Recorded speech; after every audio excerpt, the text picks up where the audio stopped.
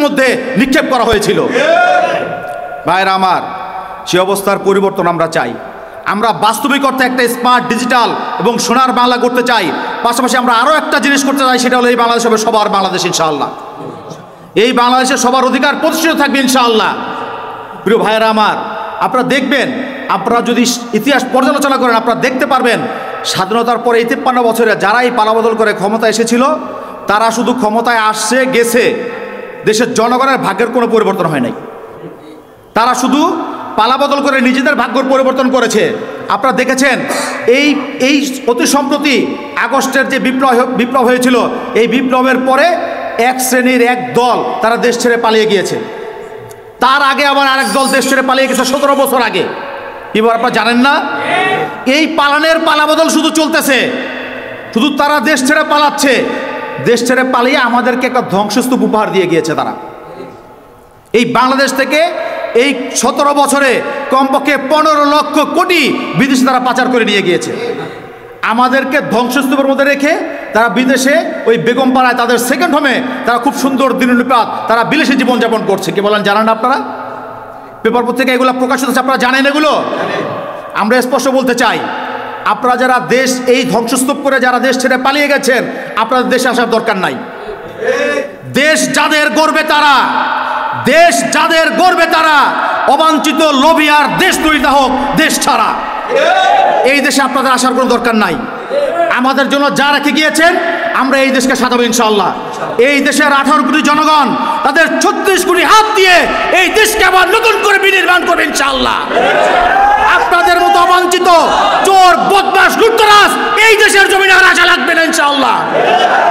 প্রিয় বন্ধুগণ, আমরা বিগত 53 বছরে শুধু ক্ষমতার পালাবদলি দেখেছি। এখন সময় এসেছে দেশকে নতুন করে গড়ার। ছাত্র জনতার হাত ধরে যে স্বাধীনতা এসেছে নতুন করে, আমরা 53 বছর পূর্বে যে স্বাধীনতা পেয়েছিলাম সেই স্বাধীনতা আমরা অক্ষুণ্ণ রাখতে পারি নাই। যদি পারতাম তাহলে 2024-এ আবার আমাদেরকে শহীদ হতে হতো না, আবার নতুন করে দেশকে স্বাধীন করার জন্য আমাদেরকে রক্ত দিতে হতো না। আজকে আবার দেশকে নতুন করে স্বাধীন করার জন্য আমাদের ভাইদেরকে এরকম আহত হতে হতো না ইনশাআল্লাহ। কি বলেন, ঠিক না ভাইরা আমার? আমরা চাই আমাদের এই স্বাধীনতা যেন অক্ষুণ্ণ থাকে। আমরা এই স্বাধীনতাকে আবার নতুন করে ছিনতাই হতে দেব না ইনশাআল্লাহ। এজন্য ইসলামী যুব আন্দোলন বাংলাদেশ আমাদেরকে অগ্রণী ভূমিকা পালন করতে হবে। আমাদেরকে সামনের সারির যোদ্ধা হিসেবে ভূমিকা পালন করতে হবে। আমরা চাই এখন নতুন করে যারা দেশের রাষ্ট্র ক্ষমতায় আসবে, নতুন করে দেশের ক্ষমতা যারা আসবে, তারা যেন কোনো দুর্নীতিগ্রস্ত না হয়, তারা যেন অত্যাচারী না হয়, তারা জানি জালেম না হয়। এই ব্যাপারে সর্বোচ্চ সচেতন থেকে আমাদেরকে সেই ব্যাপারে পদক্ষেপ গ্রহণ করতে হবে ইনশাআল্লাহ। আমরা বারবার এই 53 বছরে আমরা এই কয়েকটা দলকে বারবার ক্ষমতা যেতে দেখেছি, কিন্তু তাদের চরিত্র কোনো পরিবর্তন হয় নাই। আমরা এখন এমন একটা দলকে ক্ষমতায় সরকারে দেখতে চাই যে দলের মাধ্যমে, যে নেতৃত্বের মাধ্যমে দেশের জনগণ উপকৃত হবে ইনশাআল্লাহ। আগামী দিনে বাংলাদেশের সংসদে ইসলামের বিরুদ্ধে কোনো কথা বলার কারো সুযোগ থাকবে না ইনশাআল্লাহ। আগামী দিনে আমরা দেখতে চাই বাংলাদেশের সংসদে ওই কোরআনের পতাকা, কালেমার পতাকা পথ পথ করে উঠবে ইনশাআল্লাহ। কি আপনারা সেটা চান? যদি সেটা চাইতে হয়, ইসলামী যুব আন্দোলন বাংলাদেশের যারা কর্মী রয়েছেন, ইসলামী আন্দোলন বাংলাদেশের যারা কর্মী রয়েছেন, আমাদেরকে অগ্রণী ভূমিকা পালন করতে হবে। আমাদেরকে ঘরে বসে থাকার সুযোগ নাই। বিগত 53 বছরের ইতিহাস, বিগত 53 বছরের তাদের যে কার্যকলাপ এখনই জনগণের সামনে তুলে ধরার উপযুক্ত সময়। সামনে অতি সম্প্রতি খুব শীঘ্রই রিসেন্টলি অত নির্বাচন হবে, 1 বছর 1.5 বছর বা 2 বছরের মধ্যে নির্বাচন হবে। এই নির্বাচন আমাদের জন্য টার্নিং পয়েন্ট। আমরা বিগত 37 বছর ইসলামী আন্দোলন বাংলাদেশের প্রতিষ্ঠার পর থেকে আমরা 37টা বছর অপেক্ষা করেছি, কিন্তু আমরা আমাদের ভোটাধিকার কখনো ঠিকমতো প্রয়োগ করতে পারি নাই। আমরা ঠিকভাবে মানুষের কাছে দাওয়াত দিব, কথা বলবো, সেই সুযোগ স্বৈরশাসক আমাদেরকে কখনো দেয় নাই।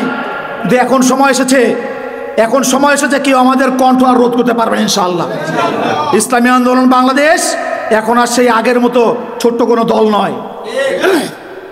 ইসলামী আন্দোলন বাংলাদেশ আলহামদুলিল্লাহ আপনাদের দোয়ায়, আপনাদের সহযোগিতায়, আপনাদের সর্বাত্মক সহযোগিতায় এখন হাঁটিয়াটি পাপা করে 37 বছরে পদার্পণ করেছে। এখন টকবকে যুবক।